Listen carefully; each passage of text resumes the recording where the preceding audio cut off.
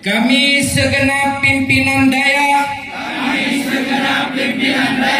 Balai Pengajian dan seluruh ikatan alumni Dayah Arongan Tautiatul Tulab siap memenangkan pasangan Muallim Defat nomor urut 2 sebagai gubernur dan wakil gubernur Aceh tahun 2025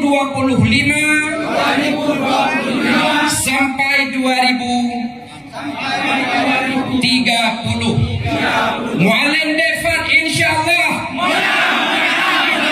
Muallim Defat insyaallah. Muallim Defat insyaallah.